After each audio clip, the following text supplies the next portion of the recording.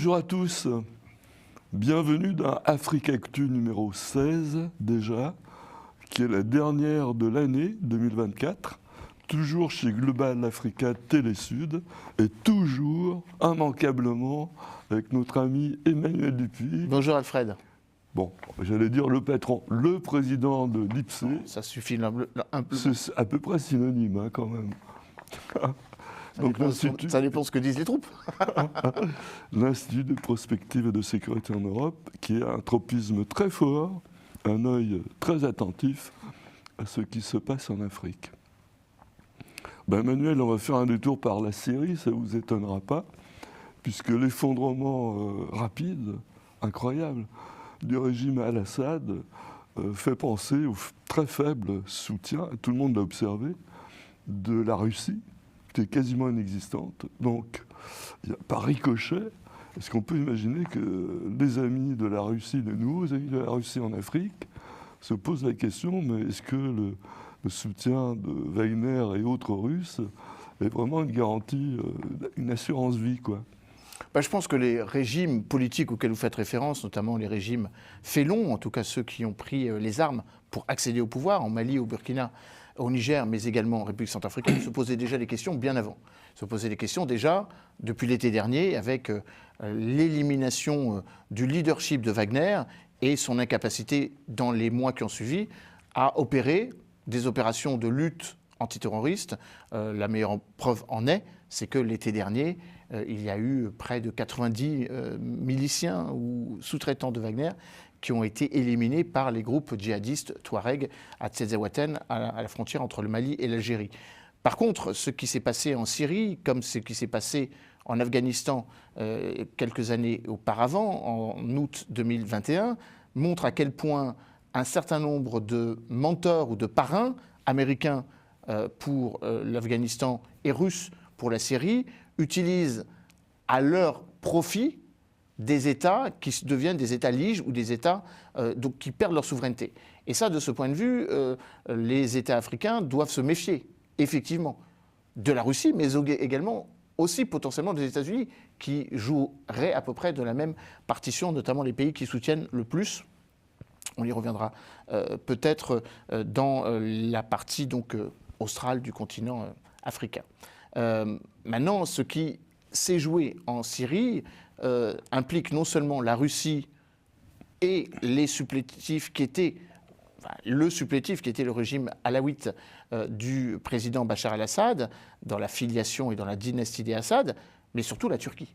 Et donc, du coup, paradoxalement, les États africains voient que la Russie est démonétisée et qu'il ne faut pas lui faire confiance, ou moins lui faire confiance.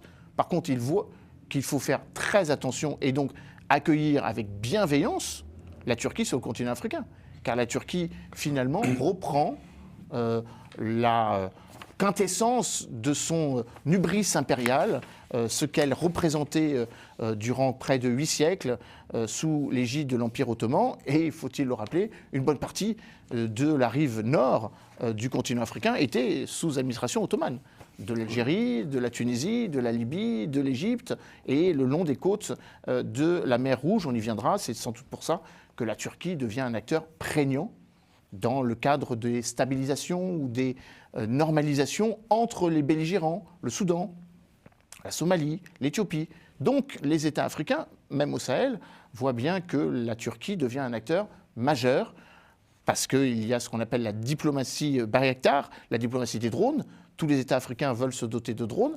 La Turquie en a en grand nombre. Mais pour revenir à la Syrie, il est évident qu'on est dans une forme de Yalta 2, où les Américains et les Russes se sont entendus sur le dos des Syriens, évidemment au détriment de Bachar el-Assad, mais sans doute au détriment aussi de Volodymyr Zelensky. Car d'un côté, si Bachar el-Assad a été lâché et a été récupéré par Moscou, il est tout à fait possible que Poutine exige en retour que Zelensky soit lâché par les Américains. Alors, c'était ma troisième question, la Turquie, parce que Erdogan vient de parrainer en quelque sorte un accord on va dire, d'amitié entre l'Éthiopie et la Somalie, afin que l'Éthiopie puisse accéder à la mer, parce que si on se rappelle la carte, bon, il y a la Somalie, l'Éthiopie, il y a Djibouti, l'Érythrée, Et donc, il manque quelques l'Éthiopie est un pays enclavé. Voilà. Et ben, évidemment, c'est un grand pays. Pour être enclavé, c'est bon, enfin, c'est dommageable. Enfin, on peut l'imaginer en tout cas. Et ben justement, vous parlez de l'hubris impérial ottoman ou turc. On est en plein dans ce mouvement, parce que là, ils arrivent à la Corne de l'Afrique. Ils s'éloignent quand même beaucoup des bases méditerranéennes, on va dire. Pas tant que ça. Premièrement, il faut se souvenir qu'il y a de cela 2 ans, le Parlement turc avait autorisé le déploiement de troupes turques en Somalie. Et donc, il y a des troupes turques en Somalie qui participent aux côtés du président Mohamed Assad Cheikh à la lutte contre le terrorisme endogène, les Chebabs, qu'il y a des bases militaires turques également au Soudan. À Port-Soudan, il y a une base russe qui est en construction, mais il y a une base turque, et que la Turquie a toujours eu, par le jeu de son héritage ou de son legs historique, ou de la manière dont elle pense son développement dans l'ensemble des zones qui furent autrefois ottomanes, en Égypte, au Soudan, en Éthiopie, en Somalie, et donc le long de la côte de la mer Rouge et le long des côtes somaliennes. Et puis bien évidemment aussi la lutte contre la piraterie, car la Turquie est aussi préoccupée et vigilante pour assurer son acheminement en pétrole, en gaz et en marchandises, le long donc des golfes d'Aden, le détroit de Bab el-Mandeb et bien sûr la mer Rouge. Donc ce n'est pas étonnant que la Turquie joue ce rôle. Du reste, la médiation dont vous parlez entre le président somalien et le président éthiopien, ce dont il est question, c'est aussi la place du Somaliland, qui n'est pas un État reconnu, même s'il a proclamé son indépendance en 1991. C'est évidemment le désenclavement de l'Éthiopie, pays majeur, qui désormais fait partie des BRICS, dont le développement économique en fait un des 8 premières économies africaines, donc désormais faisant partie des BRICS, avec Abiy Ahmed, le Premier ministre titulaire du prix Nobel de la paix. On sait que depuis, il a mené des opérations militaires dans le Tigré qui interrogent un peu sur sa défense absolue des droits de l'homme. Et puis, bien évidemment, une logique qui se joue à plusieurs bandes. Ce n'est pas seulement l'Éthiopie et la Somalie, c'est aussi le Soudan et l'Égypte. On sait que l'Égypte et l'Éthiopie sont en guerre ouverte par rapport à la capacité de fermeture ou de limitation du débit du fleuve du Nil, avec ce barrage de la Renaissance que les Éthiopiens menacent non pas de construire, mais d'ouvrir. Pour l'instant, il n'est pas totalement réalisé, et ce qui, effectivement, est une épée de Damoclès sur l'existence des quelques 100 millions d'Éthiopiens. Donc on voit bien que la Turquie peut jouer un rôle de médiateur, pouvant parler à tout le monde. Alors, vous parliez de ces négociations qui ont eu lieu. Elles n'ont pas eu lieu de manière trilatérale, elles ont eu lieu de manière bilatérale. Le président somalien et le président Hassan Sheikh Mohamed et le président Recep Tayyip Erdogan et le président Recep Tayyip Erdogan et le Premier ministre éthiopien. Mais c'est la 3e fois, pas de nouveau. Ça fait déjà c'est la 4e réunion qui s'est tenue donc, pour essayer de trouver une conciliation pour que l'Éthiopie puisse avoir accès à l'océan Indien et que la Somalie puisse avoir l'assurance que le Somaliland ne soit pas reconnu internationalement comme une partie sortant de la souveraineté nationale somalienne. On pourrait rajouter que le président Recep Tayyip Erdogan se veut aussi médiateur dans la crise au Soudan et qu'il y a encore quelques mois, en septembre dernier, s'est tenue une réunion à Ankara avec le général Al-Bourhan, le président officiel du Soudan, qui a appelé le président Recep Tayyip Erdogan comme médiateur face à son contendeur, le vice-président, le général Daglo, le général Hemati. Il y a une dizaine d'années, au Sénat, il y a eu une conférence sur la Turquie où on mettait en perspective, dans les années qui allaient suivre, donc aujourd'hui, la montée en puissance de la Turquie, la montée en puissance économique. Je fais référence à ça parce que souvent dans les discours, on ne fait pas l'association entre les fondements économiques d'un pays, on va dire la Russie par exemple, et sa capacité géopolitique à perdurer dans ce qu'elle croit être une vision d'avenir. Bon. Est-ce que, alors voilà la question Emmanuel, est-ce que la Turquie vous semble être là en situation que sa géopolitique actuelle puisse perdurer au-delà de la volonté du président Erdogan. C'est-à-dire que le pays peut porter ça au-delà, ce qui n'est pas le cas pour la Russie, je crois. Mais c'est une excellente question, comme toutes vos questions, Alfred, mais celle-ci en particulier. Pourquoi? Parce que ce qui est en train de se jouer en Syrie montre à quel point il y a une guerre à plusieurs bandes de nouveau, une guerre d'influence, une guerre de stratégie, dans laquelle la Turquie et l'Arabie saoudite se font face. L'Arabie saoudite entend toujours incarner le leadership au niveau de la Ligue arabe, au niveau de l'Organisation de la coopération islamique et au niveau du Conseil de coopération du Golfe. Une sorte de spontanéité dans la capitainerie du monde arabo-musulman. Par son économie, par la jeunesse et le dynamisme de son prince héritier, Mohammed Ben Salman, et la capacité à être symboliquement, spirituellement, la matrice de l'islam sunnite. Mais de l'autre côté, la Turquie, dont le développement économique est exponentiel.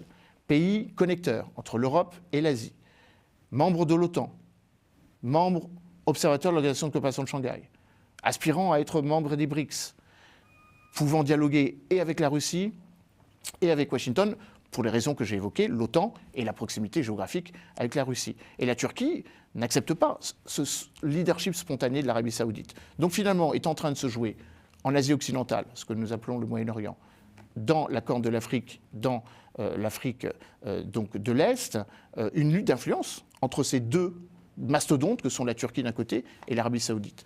Et donc le théâtre d'opération, c'est non seulement le Golfe, la rive donc orientale de la Méditerranée, mais aussi la partie orientale de l'Afrique. Et donc la pérennité de cette politique n'est pas seulement liée à Recep Tayyip Erdogan. Il utilise un argument, qui est celui de l'islam politique. La concomitance entre l'agenda des frères musulmans, dont il est, avec un certain nombre d'autres partenaires. Mais d'une certaine manière, le printemps arabe a mis un peu un frein à tout ça. Car ses alliés, Ennahda en Tunisie, les frères musulmans à Tripoli, le président Morsi, l'éphémère président Morsi en Égypte, ont été battus. Donc il s'approprie d'autres angles, d'autres sujets, notamment au Soudan avec ce contact avec le président Bourhan, al-Bourhan, le président Mohamed Abdel Fattah al-Bourhan, ou le président somalien. Donc évidemment, il faut avoir à l'esprit que la politique étrangère de la Turquie, ce n'est pas seulement la politique étrangère de l'AKP ou de Recep Tayyip Erdogan, même si il faut quand même avoir l'honnêteté de dire qu'il est au pouvoir depuis 20 ans, qu'il sera sans doute un contendeur sérieux en 2028 et peut-être qu'il restera au pouvoir pour encore une dizaine d'années. Eh bien, je voudrais faire une petite digression, Emmanuel, parce qu'on a beaucoup cité l'Éthiopie. Et je me rappelle d'un certain prof de français évoquant Rimbaud, le poète magnifique, qui a mal fini, marchand d'armes en Afrique. Eh bien, il y a 1 an ou 2, lorsque l'ambassadeur d'Éthiopie était encore M. Tefera, que vous avez connu aussi, faisait un déjeuner où on évoque certaines choses. Et il dit, mais chez nous, en Éthiopie, Rimbaud est un héros. Ah bon? Oui, parce que, en fait, il livrait les armes à la résistance éthiopienne contre la volonté italienne de coloniser le pays. Et du coup, l'Éthiopie, je crois... L'Abyssinie n'a jamais été colonisée. Voilà, c'est le seul espace qui n'a pas été colonisé en Afrique. Donc bon, je trouve que c'est une histoire sympathique. Et qui est en fait une matrice avec l'empereur Haïlé Sélassié du panafricanisme dans sa matrice originelle. Voilà, donc il faut réhabiliter Rimbaud du début à la fin de sa vie. Ah, mais voilà. Vous prêchez un convaincu. Super. Bon, la France, le Tchad, on se fait mettre dehors, ex abrupto, c'est-à-dire c'est annoncé d'une manière assez inattendue. Là-dessus, le président sénégalais enchaîne. Nous aussi, on ne veut plus des Français. Donc on se retrouve expulsé d'Afrique, en fait. Mais moi, je trouve que ce n'est pas plus mal. Je sais pas. Qu'est-ce que vous en pensez, je relativiserais la catégorisation de notre expulsion en tant que telle. Bon, premièrement, il faut être très, très, très vigilant sur ce qui se passe au Tchad. Bon, premièrement, il y a le contexte de l'élection des élections législatives qui, d'une certaine façon, vont ont pu montrer que pour convaincre les électeurs d'un côté comme de l'autre, le bouc émissaire français était un élément assez simple pour essayer d'attirer des électeurs vers son parti. Je rappelle que ces élections législatives se feront sans l'opposition, puisque les principaux opposants, notamment notre ami Success Masra et son parti donc des transformateurs, ne participera pas à l'élection législative. Donc il y a peut-être un peu de surenchère politicienne. Deuxièmement, quand on regarde bien le communiqué, il est question non pas du départ des troupes françaises, mais de la remise en cause de l'accord de défense qui avait été d'abord signé en 1976, puis qui avait été remodifié ou actualisé en 2019 sur la présence des militaires françaises dans les bases et leur mission. Ça, c'est un point important. D'ailleurs, la France, comme vous le savez, à travers la mission confiée à l'ancien ministre, ancien sénateur Jean-Marie Bockel, envoyé personnel du président de la République, avait négocié le départ des troupes françaises avec les autorités tchadiennes, comme avec les autorités gabonaises, comme avec les autorités ivoiriennes, peut-être moins les autorités sénégalaises, je vous l'accorde. Là aussi, un accord de défense réévalué en 2016 a été dénoncé ou potentiellement pouvant être dénoncé par le président Bassirou Diomaye Faye. Donc j'y vois quoi? J'y vois le fait qu'on a été très maladroit dans la manière de présenter les choses et que ce n'est pas un départ forcé, c'est une adaptation qu'on n'a pas su présenter comme une nécessaire évolution des choses. Et là, je rejoins votre propos, cher Alfred, la présence militaire prépositionnée de manière lourde, 1200, 1300 jusqu'à 1400 hommes, dans le cadre du dispositif Épervier, le dernier dispositif militaire justifiant notre présence au Tchad, ou dans le cadre de la prolongation de l'opération Licorne depuis 2009 déjà en Côte d'Ivoire, ont vécu. Il faut avoir plus de souplesse et plus d'agilité. On pourrait mettre de côté le Sénégal, les éléments français au Sénégal et le Gabon, où la présence peut être diminuée d'un tiers, ce qui était prévu. On passe de 350 à une centaine. Maintenant, ça n'enlève pas l'idée, et ça ne m'enlève pas surtout l'idée, qu'il faille trouver autrement, des coopérations autrement bénéfiques ou mutuellement bénéfiques. Car ce qu'on ne dit pas, et qu'il faut le rappeler, c'est que la présence militaire française ne se limite pas à notre prépositionnement dans les 4 bases que j'ai citées, plus la base de Djibouti qui, elle, n'est pas remise en cause. Le président Emmanuel Macron va se rendre d'ici quelques jours, du 20 au 22 décembre, et à Addis Abeba, dans un cadre Union africaine, et à Djibouti, dans le cadre de cette pérennité de continuation de notre présence militaire française. Donc ça veut dire qu'il y a encore certains pays africains qui veulent de ce prépositionnement. Maintenant, la plupart des autres se réjouissent et ne remettent pas en cause le fait qu'on ait sur le continent africain maintenant 17 écoles nationales à vocation régionale qui forment les militaires, les officiers de renseignement, les officiers des douanes, les policiers, les juges, les magistrats, à la lutte antiterroriste, au déminage, à la protection des littoraux, à la lutte contre le narcotrafic. Et ça, c'est une présence vertueuse. Donc la coopération militaire, ce qu'on appelle désormais la coopération militaire de sécurité et de défense. Donc ça, c'est quelque chose qui, à mon avis, n'est pas remis en cause, qu'on n'évoque pas suffisamment. C'est la raison pour laquelle le rapport de Jean-Marie Bockel l'évoque, en disant qu'il faut passer d'un prépositionnement lourd, structuré, qui cristallise toutes les oppositions, parce que les militaires français, finalement, donnent l'impression d'être embarricadés et de n'être qu'à au service des régimes politiques à travers ces accords de défense, qui parfois sont un peu sibyllins car on ne sait pas vraiment ce qu'il y a dedans. Mais à côté de ça, il y a, je vous dis, dans 12 pays africains, des écoles qui forment les officiers africains au risque ou potentiellement leur apportant une expertise et une formation, un équipement, un entraînement dont ils ont besoin pour assurer la sécurité de leur pays. Le président Bassirou Diomaye Faye ne remet pas du tout en cause l'idée selon laquelle ces officiers doivent être formés à la cybercriminalité ou à la cybersécurité de manière plus générale par des officiers français. Oui, tout à fait. Oui, c'est une forme de coopération vertueuse. 25 000 militaires africains ont été formés durant les 10 dernières années par les militaires français. C'est bien. Alors, les militaires français, justement, on en parle encore parce que la Cour d'appel de Paris-Rwanda, France-Rwanda, c'est le thème, vient de rejeter avant-hier des accusations de complicité de génocide. visant l'armée française. Donc, bon, mais alors, enfin, personnellement, je m'en réjouis parce que c'est l'honneur de l'armée française quand même. Mais je veux dire, est-ce qu'on ne sait pas ça depuis toujours? Comment on a pu imaginer que les Français pouvaient être complices d'un génocide? C'est aux antipodes absolus de la culture de l'armée française. Alors c'est même aux antipodes de la réalité, puisque nous sommes intervenus pour arrêter un génocide qui, si nous n'avions pas été là, aurait fait beaucoup plus que les 800 000 morts durant les 4 mois que ce génocide a eu lieu. Je rappelle quand même le contexte pour que les critiques vis-à-vis de l'action de l'armée française relativent un petit peu leurs propos. Nous sommes intervenus car les Américains ne voulaient pas intervenir. C'est pour ça qu'ils n'ont jamais reconnu la notion de génocide. En droit international, quand il y a un génocide, c'est une convention qui date de 1949, une convention de Genève, qui précise que s'il y a reconnaissance d'un génocide, tous les États doivent tout mettre en cause pour l'arrêter. Or, tous les États ne sont pas intervenus pour l'arrêter.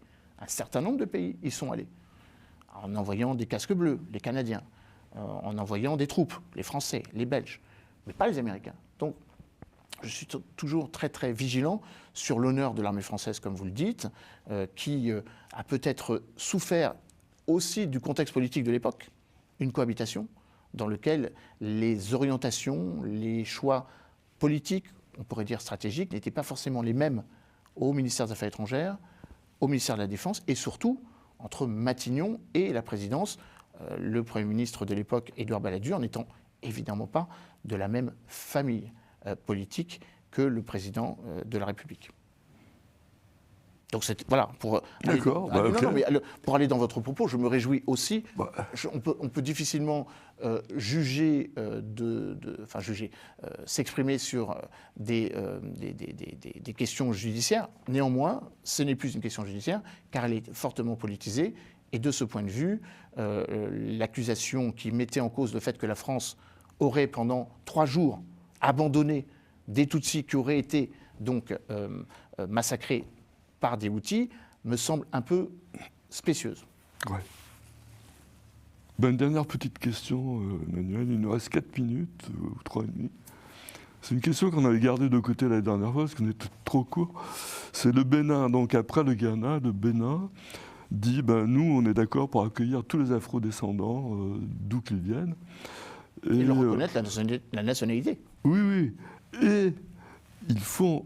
La plupart des afro-descendants veulent rétablir une connexion avec les royaumes dont ils sont originaires. Donc c'est le Bénin qui est un État, qui dit les royaumes. Donc cette référence aux royaumes, ça mérite un petit propos quand même, parce qu'il y a beaucoup de royaumes en Afrique, on n'en parle jamais. Et c'est la c'est la tradition. Écoutez, ce fut l'objet d'une réflexion qui a été menée à Bruxelles il y a de cela un mois, au cours d'un forum, le forum de Crans-Montana pour ne pas le nommer, qui a justement réuni les descendants de ces royaumes. Avant la colonisation, il y avait une vie politique, évidemment, sur le continent africain. Il y avait même d'ailleurs des puissants empires, je pense l'empire du Mali, de ce qu'est aujourd'hui l'empire du Mali, avec son roi, le roi des rois, comme on l'appelait, qui, accessoirement, en termes de poids en or, était l'homme le plus riche au monde et qui, par ce fait, a montré la manière dont les frontières tracées lors de la conférence de Berlin en 1885 étaient effectivement, et tout le monde s'accorde à le dire, parfaitement artificielles, et donc jouaient le jeu des puissances aux dépens de la réalité ethnique, religieuse, transfrontalière de ces populations. Néanmoins, c'est assez intéressant, il y a ce retour en arrière, ce retour aux sources, aux origines, qui est un mouvement qui est puissamment anglo-saxon en fait, à la base. Ce sont les afro-descendants aux États-Unis qui relancent l'idée selon laquelle la parenthèse occidentale doit être cassée, rompue. Ils ne vont pas jusqu'à remettre en cause les frontières, mais évoquent l'idée selon laquelle il faut se répatrier sa culture ancestrale, sa filiation. Les descendants d'esclaves, qu'ils soient issus du Libéria, qu'ils soient issus du Sénégal, de Sierra Leone, ou du Ghana, ou du Bénin, comme vous l'évoquez. Et je crois que c'est tout à fait heureux qu'il puisse y avoir, de notre part, une sorte de réécriture de notre histoire.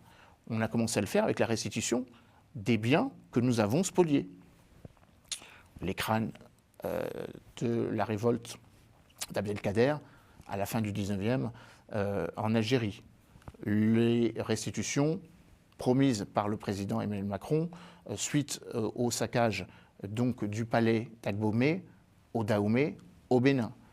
De la même manière, les Allemands font aussi cette réflexion par rapport à ce qui furent leurs colonies, notamment en Namibie. Donc il y a un mouvement, évidemment, de reconnaissance du fait précolonial et qui, d'une certaine manière, nous ramène à l'idée selon laquelle il faut que les pays occidentaux revisitent la manière dont ils interagissent avec le continent africain.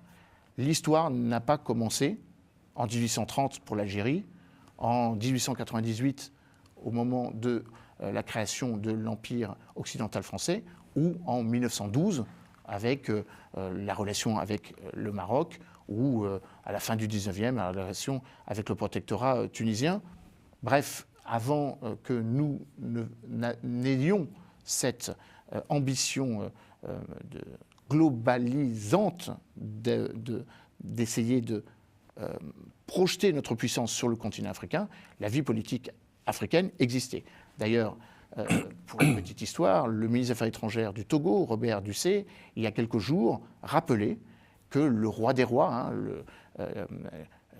qui s'appelait Mara, donc d'origine malienne, aurait été le premier à conquérir l'Amérique. Alors je n'irai pas, oui, les Vikings aussi. Je n'irai pas jusqu'à contester la thèse officielle, mais néanmoins, ça participe d'une idée selon laquelle l'occidentalisme qui a fait de l'Europe le centre du monde, et donc ne pouvant être que à la source de la découverte des autres continents, évidemment mérite d'être au moins interrogé académiquement. Merci Emmanuel. On se retrouve début janvier. Et puis je vous souhaite, et à tous les téléspectateurs, ainsi qu'à vous Alfred, une bonne fin d'année, merci, de bonnes fêtes. Moi je le dirai après, parce que maintenant, pour la deuxième mi-temps, nous allons recevoir Madame Geneviève Götzinger, qui est une journaliste parisienne, française, de grande renommée, et qui a pris une initiative pour la défense de M. Bazoum, l'ancien président du Niger, pardon. Emprisonné. Emprisonné, bien sûr. Merci Emmanuel.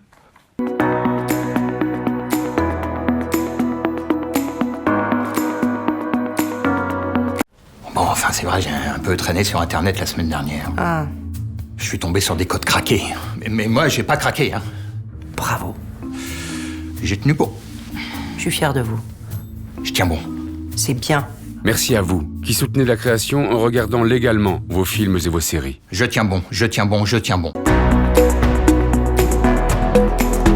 Chère Geneviève, bonjour, bienvenue. Merci beaucoup de m'accueillir.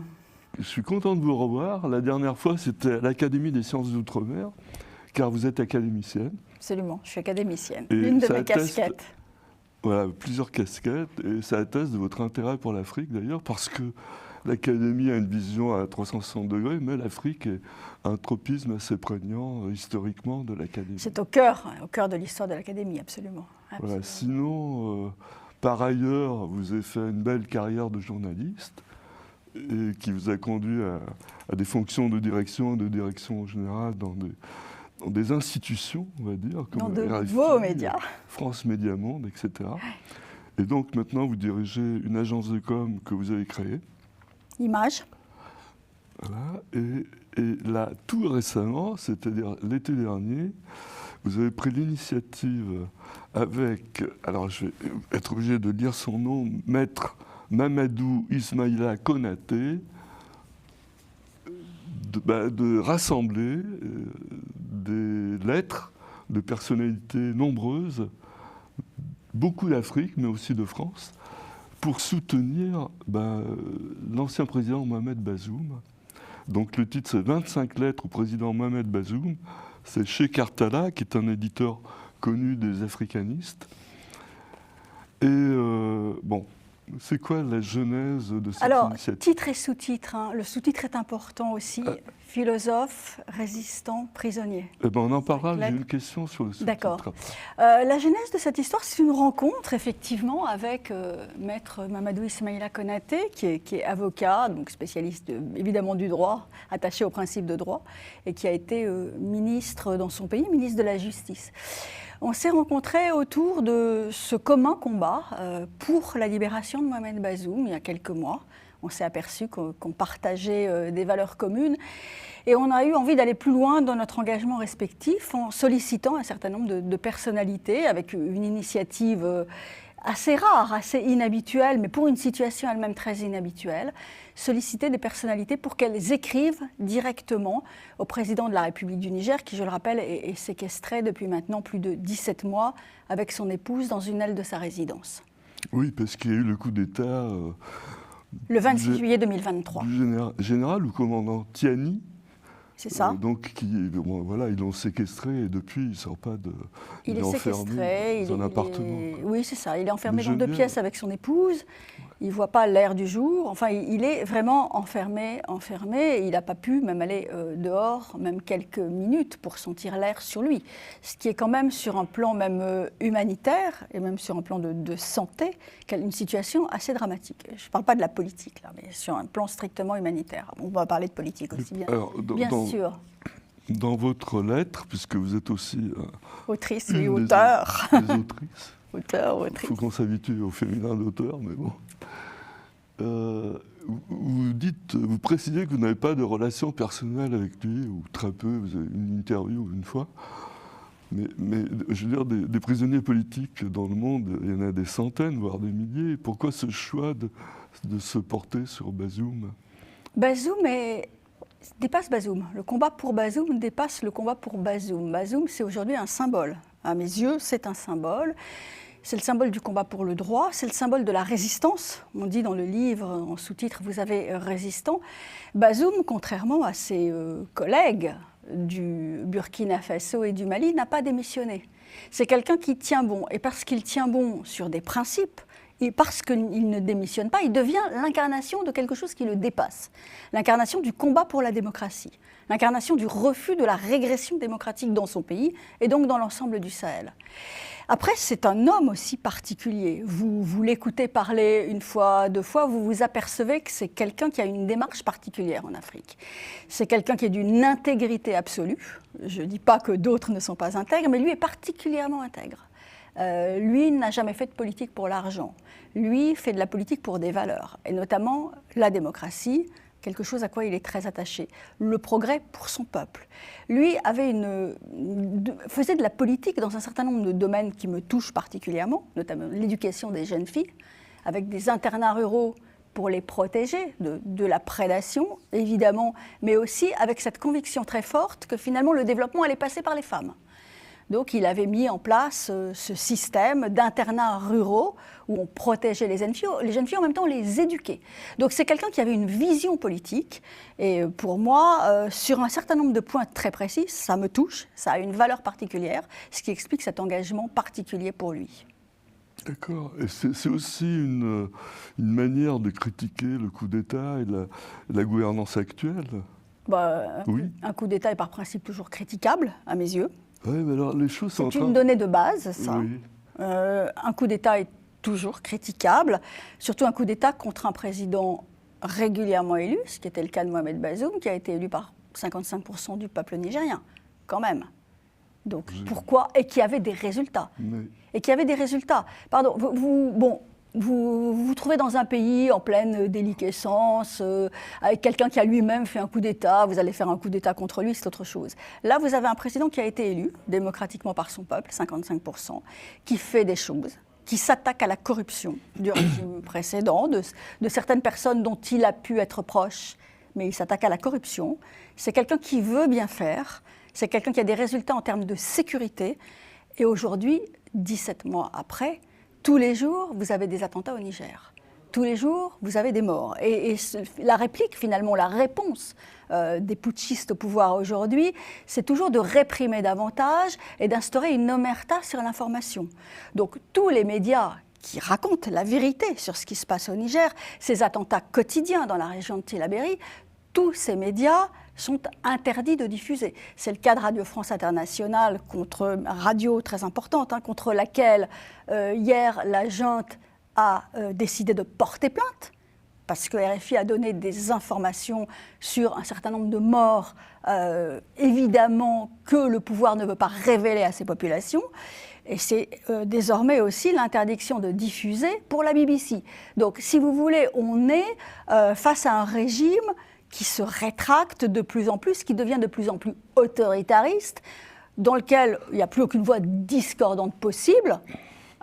Récemment aussi, il y a quelques jours, un important militant de la société civile, Moussa Tchangari, a été bâillonné, cherché chez lui, cagoulé, pour être emmené dans un lieu tenu secret, et personne n'a de ses nouvelles. Son épouse n'a pas pu le voir, son avocat n'a pas pu le voir, ses enfants n'ont pas pu le voir. Donc on est face à une répression féroce au Niger.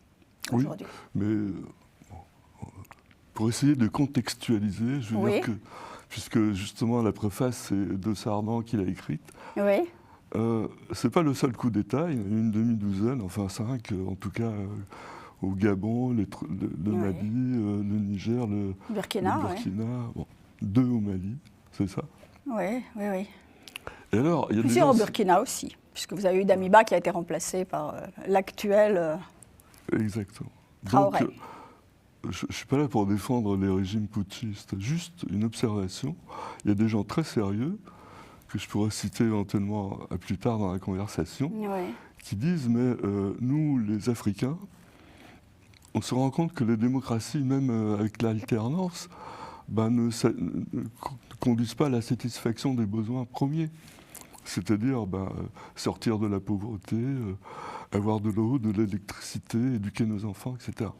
Donc, la jeunesse est prête à toutes les aventures, y compris militaires. Donc c'est presque une question de philo. Des aventures militaires, que la jeunesse soit manipulée, souvent c'est le cas. Pour moi, ce n'est pas la démocratie qui pose problème. Certainement pas.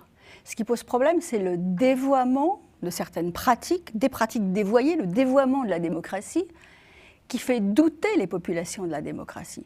Parce que la démocratie, elle est effectivement bafouée quand vous n'êtes pas fidèle à vos institutions, quand vous vous présentez pour un 3e mandat anticonstitutionnel auquel vous n'avez pas droit. À ce moment-là, effectivement, la démocratie est remise en cause. Mais ça, Bazoum le disait très bien. Il disait que les coups d'État, ces entorses-là, ces coups de canif-là dans les institutions étaient extrêmement graves. Parce que la population remettait en cause la démocratie. Elle ne croyait plus en la démocratie pour ces raisons-là. C'est aussi la corruption qui met en cause le développement. Mais ce n'est certainement pas la démocratie. Moi, je crois en des valeurs universelles auxquelles tout le monde a droit. Et je crois que la démocratie, tout le monde y a droit.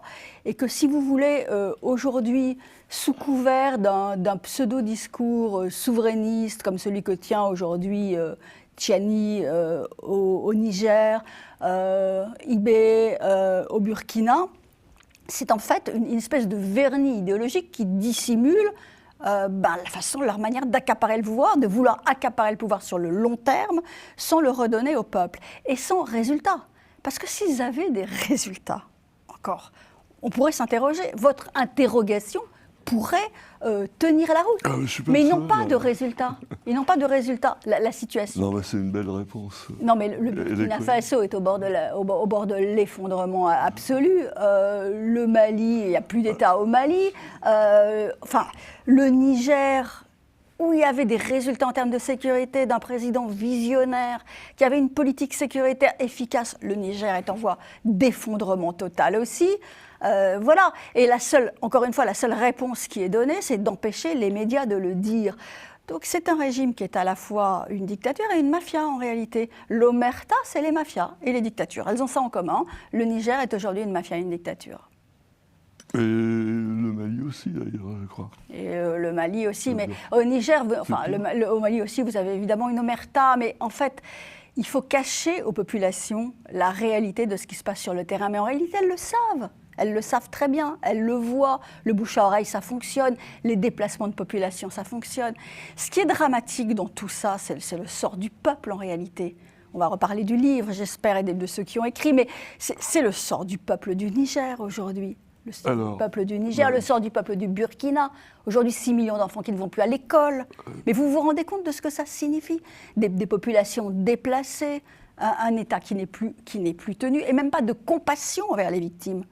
On cache le nombre de victimes. Au Niger, on a caché le nombre de morts récemment. 10 militaires ont été enterrés dans le carré des martyrs à Niamey. 10 militaires sur une centaine de morts. C'est ça la réalité. Donc il n'y a même pas de compassion envers les victimes, on cache la réalité parce qu'on a peur que le peuple finalement se révolte. Mais on sent que ce régime est réellement aux abois et qu'on arrive au bout d'une histoire.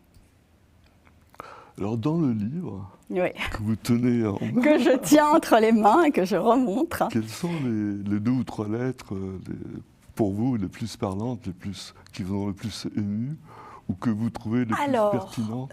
Je vais vous répondre, mais je voudrais quand même rendre hommage à tous les auteurs avant de vous répondre sur ces lettres, parce que chacun finalement, dans son coin, dans son silo, partageait des convictions, une tristesse, une affliction devant ce qui s'est passé au Niger, et chacun avait envie de dire quelque chose, de pouvoir se prononcer, finalement, qu'il y ait un acte collectif qui puisse permettre de se retrouver autour de cette histoire. Moi, j'étais très émue par la manière dont un certain nombre d'auteurs ont accueilli cette initiative. Quand vous lisez ces lettres, vous voyez qu'elles sont le reflet de personnalités extrêmement différentes.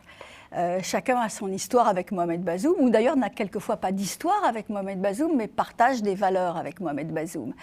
Et donc ces lettres, oui, elles sont différentes. Certaines, c'est un témoignage d'amitié, de soutien.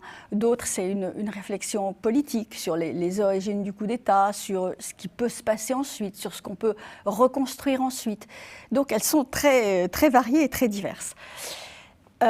J'aime beaucoup celle de Monsieur Kiari Liman Tinguiri, qui était ambassadeur de Mohamed Bazoum à Washington jusqu'au putsch, et qui est un économiste du développement. C'est une lettre très argumentée sur les questions de développement, sur justement la problématique de la démocratie, sur la problématique de la souveraineté, avec un certain nombre d'interrogations économiques aussi. Donc je trouve que c'est une très belle lettre. J'aime beaucoup la lettre de Francis Laloupeau, qui est journaliste ici, parce qu'elle est très, très personnelle et elle montre beaucoup de la psychologie de Mohamed Bazoum, en fait. Cette fidélité en amitié, cette loyauté envers des personnes qu'il a pu rencontrer tout au cours de sa vie. Elle témoigne du caractère très profond du président de la République du Niger. Donc c'est une très belle lettre. Celle de Tierno Monenembo est évidemment merveilleusement écrite. C'est un grand écrivain et elle est, quand il dit « vous êtes notre rêveur de service », je trouve que cette expression est absolument magnifique. Celle de Pascal Afine-Guesson est belle aussi. Elle est très profonde justement sur les interrogations sur la démocratie, sur la capacité d'un homme de dépasser lui-même un certain nombre de contraintes qui auraient pu l'empêcher d'arriver au pouvoir suprême, notamment le fait d'être d'une ethnie minoritaire dans des pays où la question ethnique est souvent instrumentalisée. Et elle a pu l'être contre Mohamed Bazoum. Vous vous apercevez dans ce livre qu'un certain nombre de ses camarades politiques de toujours, donc c'est Pascal Afine-Guesson, mais c'est Martin Ziguélé, c'est Khalifa Sall, restent vraiment très profondément attachés à lui. Que cette histoire personnelle de combat pour la démocratie depuis les conférences nationales a forgé entre eux des relations extrêmement puissantes et qu'évidemment, il se retrouve aujourd'hui à ses côtés, à la fois pour témoigner ce soutien et témoigner cette colère devant ce qui lui arrive. Et vous connaissez vos auteurs par cœur, hein, bravo. Mais si je vous dis, lorsque je pense à vous, c'est à la liberté que je pense, est-ce que vous savez me dire qui est l'auteur ? Lorsque je pense à vous, c'est à la liberté que je pense. Eh bien non, parce que c'est une phrase qui a jailli de ma tête. Donc, Mais c'est vous l'auteur. ah ben voilà, ben c'est moi. Enfin. Ben C'est la moi. première Ah ben, ligne de c'est votre la lettre. Oui, je sais. Mais c'est pour ça que je vous dis, ça a jailli de ma tête. Donc, lorsque je pense à vous, c'est à la L'autrice, pardon. liberté que je pense, Ouais. absolument. Quand je Et- pense à Mohamed Bazoum, c'est à la liberté que je pense, effectivement. Et puis alors Parce qu'il est libre. vous parlez de... En fait, il est libre parce qu'il fait un choix. Et quand on fait un choix et quand on s'y tient, on est libre. Et son choix, c'est d'aller jusqu'au bout de son combat pour la démocratie. C'est de ne pas céder devant les armes parce qu'il a été élu par le peuple. Bon. Et je trouve que sa posture est juste extraordinaire. Elle est d'une force inouïe, cette posture-là.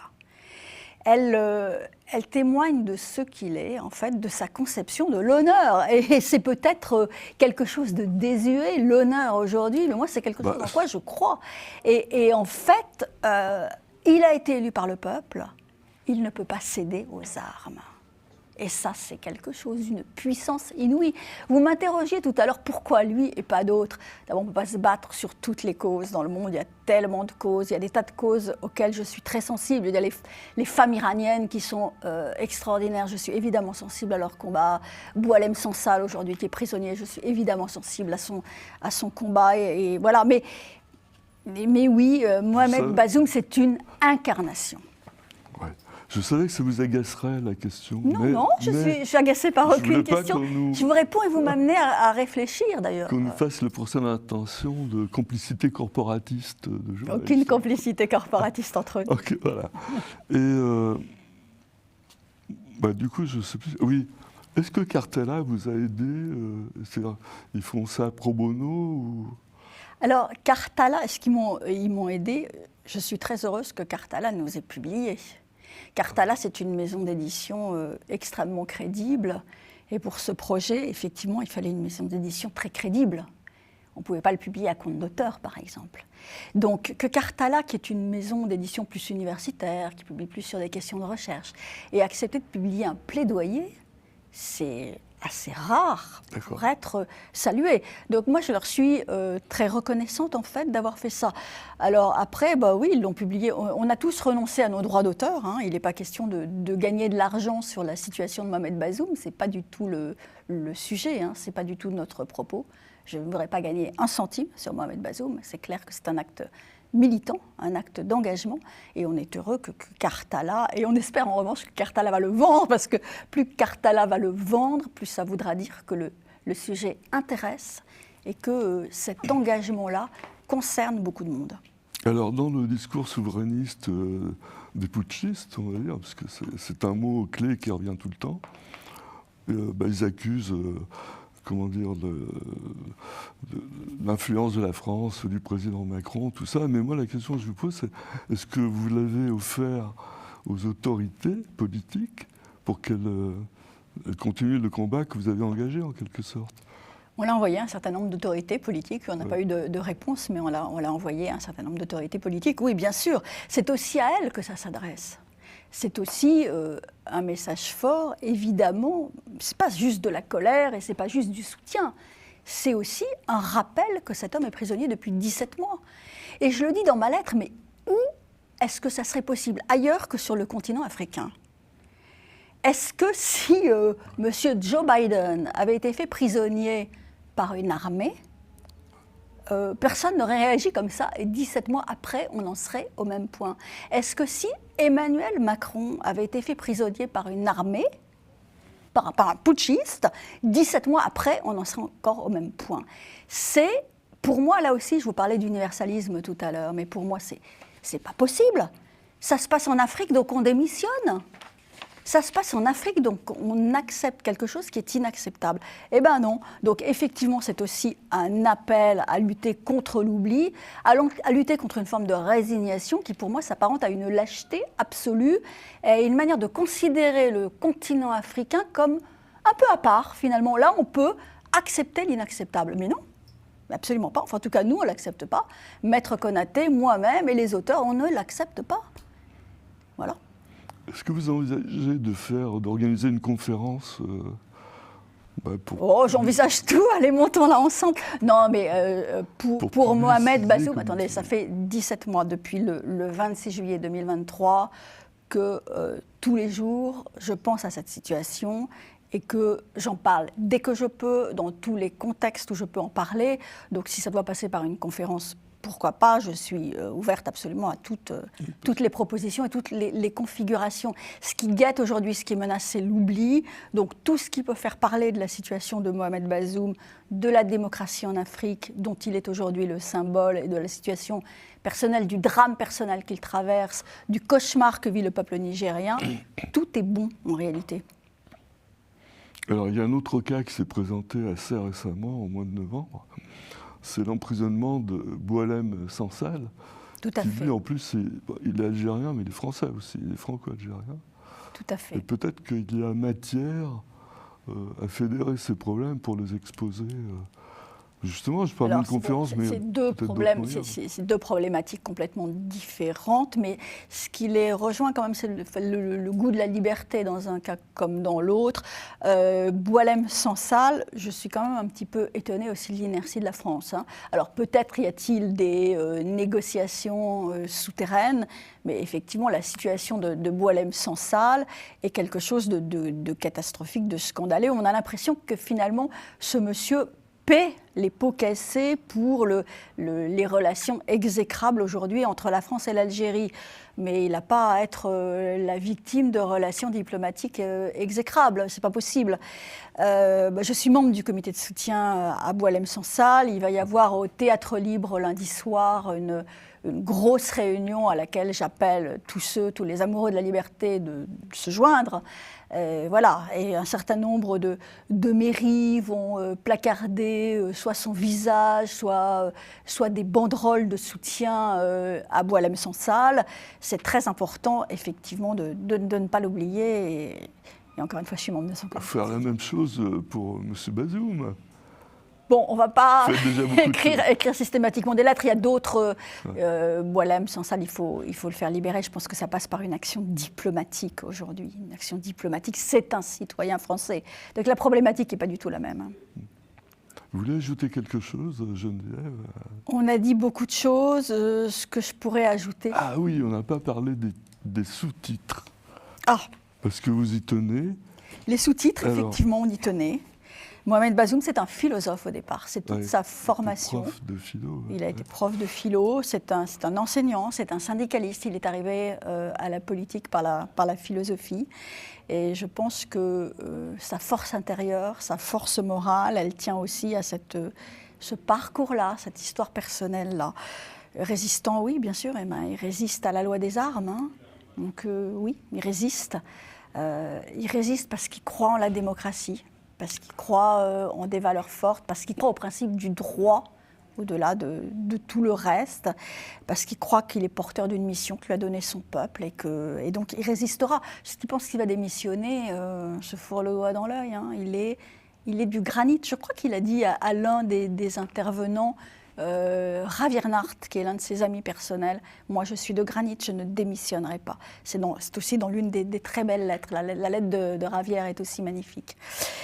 Et puis prisonnier, oui, parce que ça fait 17 mois qu'il est prisonnier dans un coin de sa résidence avec son épouse, qu'il ne voit personne, si ce n'est son médecin, une fois par semaine. Personne, qu'il n'a pas de lien avec l'extérieur, qu'il est dans un huis clos, avec la femme qu'il aime, certes, mais dans un huis clos depuis 17 mois, sans avoir senti sur sa peau le soleil, l'air extérieur, sans avoir pu communiquer avec quiconque, sans avoir pu avoir une discussion avec quiconque. Donc oui, prisonnier, séquestré, otage. Et encore une fois, c'est pas possible, ça ne peut pas durer éternellement. Donc il faut trouver une solution. Il faut le libérer. J'ai une dernière petite question désagréable. Je vous en prie. Pourquoi il n'y a pas dans les sous-titres chef d'État aussi ? Parce que 25 lettres au président. Président, c'est chef d'État. Bon, d'accord. Mais ce que je voulais dire, c'est une question peut-être pour une autre fois. Mais... Je reviendrai quand vous voulez, pour parler de Mohamed Bazoum quand vous voulez, et d'autres sujets si vous voulez. Ouais, c'est un sujet, il me semble intéressant quand même, c'est comment on peut rester philosophe quand on devient homme politique, chef d'État. est-ce que c'est pas antinomique Ah, mais je pense qu'on est quand même profondément marqués les uns et les autres par notre formation, par notre histoire. Quand vous êtes juriste, vous restez toujours dans votre approche de la vie et dans votre approche de la gestion du pouvoir juriste. C'est votre cas. Quand vous êtes philosophe, moi je suis profondément une journaliste, avec des formation études juridiques, oui, au départ, mais peut-être mon attachement au droit aussi. Non, voilà. parce que, pardon quand même, la philosophie, c'est la mise à distance. On problématise les choses. Bon. Mais la politique, c'est important de c'est l'action. Oui, d'accord, c'est très bien. Sauf que la politique, c'est presque l'inverse, c'est l'action. Ah, mais je pense qu'il était profondément dans l'action. C'est les mains sales, en quelque sorte. Il était profondément dans l'action. Il était profondément dans l'action avec des résultats.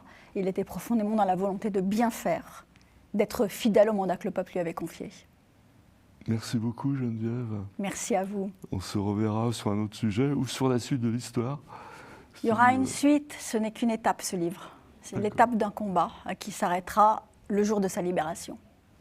Merci. Merci. Quant à nous, on se retrouve début janvier